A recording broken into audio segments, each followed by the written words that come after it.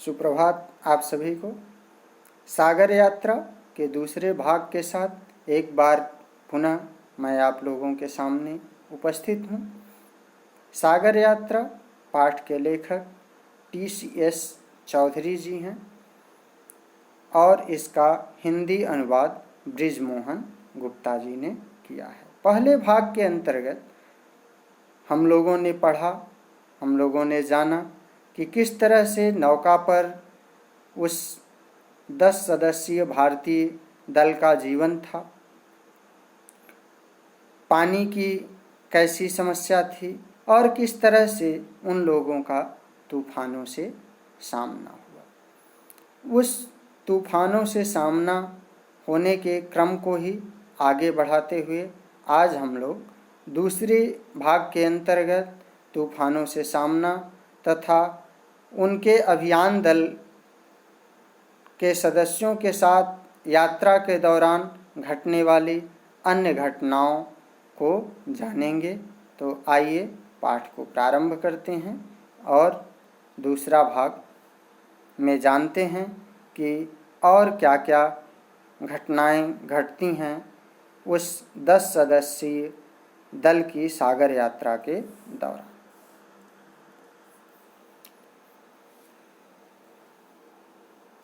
पहले भाग में मैंने आपको बताया था कि मेडागास्कर के पास एक तूफान उन लोगों के नाव से टकराया था जिसमें 12-12 मीटर ऊंची समुद्र की लहरें उठीं और वे नाव से टकराईं।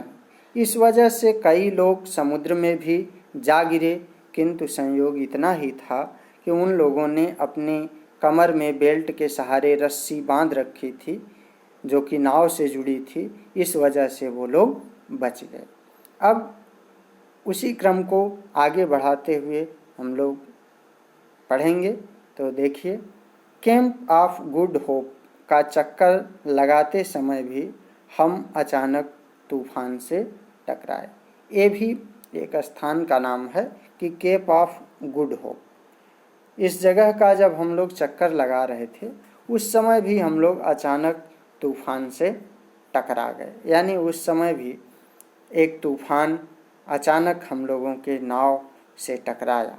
हवा की गति थी 120 किलोमीटर प्रति घंटा और समुद्री लहरों की ऊंचाई 15 मीटर। अब सोच लीजिए, अभी तो 12 मीटर की ऊंची लहरों से ही सामना हुआ था मेडागास्कर में, लेकिन केप ऑफ गुड होप के पास जो तूफान आया उसमें 120 किलोमीटर प्रति घंटे की रफ्तार से हवाएं चल रही थी, यानी तेज आंधी तूफान था और 15-15 मीटर ऊंची समुद्र की लहरें उठ रही थी। हर क्षण मौत को आमंत्रण दे रहा था और इतनी ऊंची जो लहरें थी वो जब हमारे नाव से टकरा रही थी तो ऐसा लग रहा था कि हर क्षण हम लोग मौत के मुंह में जा रहे हैं। हम केप से 5 किलोमीटर दूर बह गए और हुआ क्या कि हम लोग केप से 5 किलोमीटर दूर बह गए। हमें लगा कि हमारी नौका किसी चट्टान से टकराकर चूर चूर हो जाएगी। पूरी नाव सहित इतना तेज वह हवा थी और समुद्र की लहरें थी कि हम लोगों को 5 किलोमीटर दूर बहा ले गई दूसरे दिशा में, और हम लोगों को लगा कि हमारी जो नौका है वह किसी चट्टान से टकरा करके टूट जाएगी, चूर चूर हो जाएगी। हमने अपने जीवन रक्षक उपकरण खो दिए और जो सेफ्टी किट था, जो जीवन रक्षक उपकरण थे हमारे पास, वो सब भी खो गए, यानी आंधी और पानी में वो भी बह गए। रेडियो सेट बेकार हो गया और रेडियो सेट उस तूफान के कारण बेकार हो गया। एरियल टूट गए और पूरी दुनिया से अगले 15 दिनों के लिए हमारा रेडियो संपर्क टूट गया। और जो एरियल ऊपर होता था जिसके सहारे रेडियो से हम लोग सूचनाएं पूरे संसार की पाते थे और अपनी देते थे, वो भी टूट गया। इस तरह से अगले 15 दिनों के लिए हम लोगों का जो रेडियो का संपर्क था वो पूरी दुनिया से टूट गया। भारतीय समाचार पत्रों ने खबर छाप दी कि तृष्णा लापता है। क्योंकि संपर्क हम लोगों का नहीं हो पा रहा था टूट जाने से एरियल, इसलिए भारतीय जो समाचार पत्र थे उसमें खबर छपी कि तृष्णा लापता हो गई। यानी मैंने पहले भाग में बताया था कि वो जो 10 सदस्यीय दल था सन 1985 में जो निकला था, उस दल ने जिस नौका के सहारे पूरी दुनिया की परिक्रमा की उसका नाम तृष्णा था। तो भारतीय समाचार पत्रों ने यह खबर छाप दी कि वो तृष्णा जो नौका है जिससे भारतीय दल पूरी दुनिया की यात्रा पर गया है, समुद्र की यात्रा पर गया है, वो लापता है। जिस कारण हमारे परिवारजन और मित्रगण बुरी तरह घबरा गए। लेखक TCS चौधरी जी लिखते हैं कि यह खबर सुन करके, समाचार पत्रों में खबर छपी देख करके, उसे पढ़ करके हमारे जो परिवारी जन थे, यानी घर के जो लोग थे, जो मित्र थे, फ्रेंड्स थे, सभी लोग पूरी तरह से और बुरी तरह से घबरा गए कि क्या हुआ, कहीं नाव डूब तो नहीं गई। इस तरह से तमाम आशंकाएं उनके मन में उठने लगी और सभी लोग घबरा गए। एक दल हमारी तलाश में भेजा गया, लेकिन वह असफल होकर के लौट गया। हम लोगों की तलाश के लिए एक दल भी भेजा गया, एक ग्रुप भेजा गया कि जो हम लोगों का पता लगाए, लेकिन वह भी असफल होकर के चला गया। यानी उसे हम लोगों का कोई अता पता नहीं मिला। अनुभव बढ़ने के साथ हम नौका को निश्चित राह पर बनाए रखने में सफल रहे, किंतु इतनी मुश्किलों के बावजूद, चूँकि यात्रा का समय भी लंबा हो गया था, लंबे समय से हम लोग समुद्र में ही यात्रा कर रहे थे, तो थोड़ा एक्सपीरियंस हो गया था। उस अनुभव के बढ़ने के साथ हम लोग फिर नौका को संभाले किसी तरह से और फिर अपनी निश्चित रास्ते पर चल पड़े, जिस रास्ते पर हम लोगों को चलना था। आगे वो कहते हैं मुंबई वापसी। इस तरह से इतनी सारी कठिनाइयों का सामना करने के बाद फिर मुंबई वापसी कैसे हुई, क्या क्या उस दौरान हुआ, सारी बात वो लिख रहे हैं और बताते हैं कि प्रथम भारतीय नौका अभियान दल विश्व की परिक्रमा कर 54,000 किलोमीटर की दूरी मापकर 470 दिन की ऐतिहासिक यात्रा के बाद 10 जनवरी 1987 को 6 बजे मुंबई बंदरगाह पहुंचा। वो बताते हैं कि इस तरह से जो हम लोगों का पहला भारतीय नौका अभियान दल था, वो पूरे विश्व की परिक्रमा, कितनी किलोमीटर उन लोगों ने नौका से यात्रा की, 54,000 किलोमीटर, यानी 54,000 किलोमीटर की दूरी को नाप करके, और समय कितना लगा, 470 दिन, यानी 470 डेज उन लोगों को पूरा लगा। यानी 1 वर्ष से भी अधिक लगा है समय, सोच लीजिए। और इतने दिन की ऐतिहासिक यात्रा के बाद सभी लोग 10 जनवरी 1987 यानी 10 जनवरी 1987 को 6 बजे मुंबई बंदरगाह पर पहुँचे।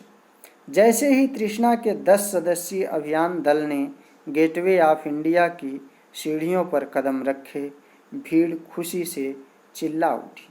जैसे ही तृष्णा नौका के 10 सदस्यीय अभियान दल ने गेटवे ऑफ इंडिया की सीढ़ियों पर कदम रखे, यानी गेटवे ऑफ इंडिया जो मुंबई में है समुद्र के किनारे, वहाँ पर अपना पैर रखा, वहाँ पहुँचे तो वहाँ खड़ी जो भीड़ थी, जो भीड़ उन लोगों के स्वागत के लिए खड़ी थी, वो खुशी से चिल्ला उठी। आतिशबाजी छोड़ी गई, खूब पटाखे छोड़े गए, आतिशबाजी की गई, बंदूकें दागी गईं और हमारे स्वागत में सायरन बजाए गए, और हम लोगों के स्वागत में सायरन भी बजाए गए। ये चौधरी जी लिख रहे हैं। हम में से कई अपने परिवारों से 15.5 माह से बिछड़े हुए थे, यानी 1 वर्ष 3 माह, यानी 15.5 माह से जो बिछड़े हुए थे, दूर थे।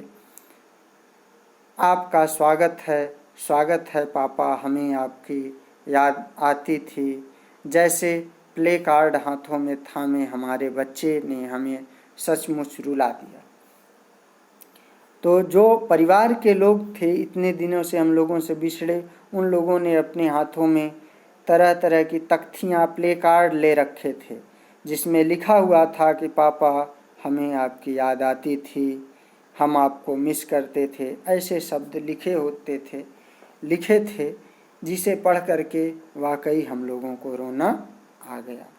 लेकिन यहाँ केवल हमारे परिवार ही स्वागत में नहीं खड़े थे, बल्कि पूरा गेटवे ऑफ इंडिया मित्रों और शुभचिंतकों से अटा पड़ा था। लेखक TCS चौधरी कहते हैं कि केवल हमारे परिवार के लोग ही यहाँ हम लोगों के स्वागत के लिए नहीं आए थे, बल्कि पूरा का पूरा गेटवे ऑफ इंडिया, हम लोगों के जो फ्रेंड्स थे, मित्र थे और जो शुभचिंतक थे, जिन्हें इस ऐतिहासिक यात्रा पर गर्व था, वे सभी लोग हम लोगों के स्वागत के लिए खड़े थे। 10 जनवरी 1987 को तृष्णा पर फर्स्ट डे कवर और स्मारक टिकट जारी किए। 10 जनवरी 1987 को तृष्णा के वापस आने पर उस पर फर्स्ट डे कवर और एक स्मारक टिकट भी जारी किया गया। उसके बाद तृष्णा को खींचकर पानी से बाहर निकाला गया और रेल के 2 वैगनों पर लादा गया ताकि गणतंत्र दिवस परेड में उसे शामिल किया जा सके। इसके बाद क्या हुआ कि तृष्णा को खींच करके पानी से बाहर निकाला गया और रेल के जो 2 बड़े वैगन होते हैं उस पर लादा गया ताकि जो गणतंत्र दिवस परेड, गणतंत्र दिवस कब मनाते हैं? 26 जनवरी को, और 10 जनवरी को ये लोग आए थे। तो 26 जनवरी की परेड में उसे शामिल करने के लिए, यानी ऐतिहासिक क्षण था, ऐतिहासिक नौका थी, तो उसे गणतंत्र दिवस की परेड में शामिल करने के लिए पानी से बाहर निकाला गया। तृष्णा 6 दिनों में दिल्ली पहुंच गई और इस तरह से जो तृष्णा थी वो ट्रेन के सहारे 6 दिनों में मुंबई से दिल्ली पहुंच गई। किंतु हमारी समस्याएं समाप्त नहीं हुई।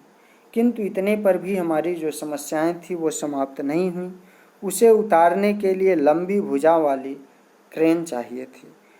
उस इतनी भारी नौका को उतारने के लिए एक लंबी और बड़ी क्रेन चाहिए थी। दिल्ली की व्यस्त सड़कों पर नौका ले जाने के लिए न केवल वृक्षों की डालियां छाटनी पड़ी, बल्कि बिजली और टेलीफोन के तारों को भी ऊंचा उठाना पड़ा।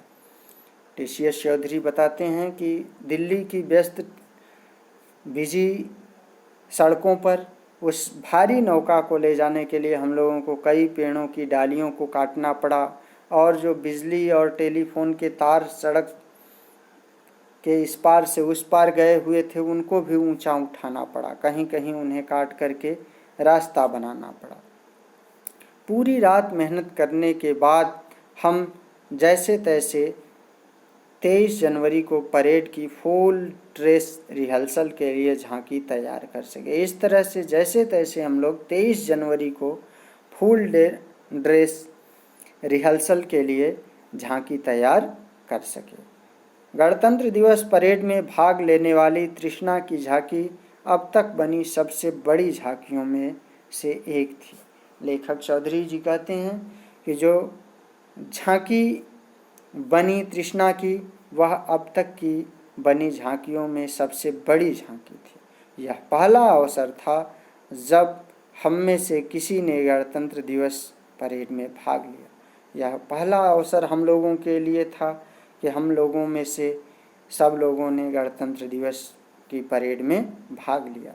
हम सेना की टुकड़ी के अंग थे और 26 जनवरी को जब हम राजपथ से गुजरे तो हमारा तालियों से जोरदार स्वागत हुआ। TCS चौधरी जी बताते हैं कि 26 जनवरी के दिन जब हम लोग राजपथ से, जहाँ से गणतंत्र दिवस की परेड गुजर रही थी, वहाँ से जब हम गुजरे तो दोनों तरफ खड़े लोगों ने जोरदार तालियों के साथ हम लोगों का स्वागत किया। सागर यात्रा की साहसिक एवं संघर्षपूर्ण स्मृति आज भी हमें रोमांचित कर देती है। टीसीएस चौधरी कहते हैं कि इस तरह से उस सागर यात्रा की जो बहुत ही लंबी यानी 470 दिन की, लगभग 15 महीने 15 दिन की जो यात्रा थी वह बहुत ही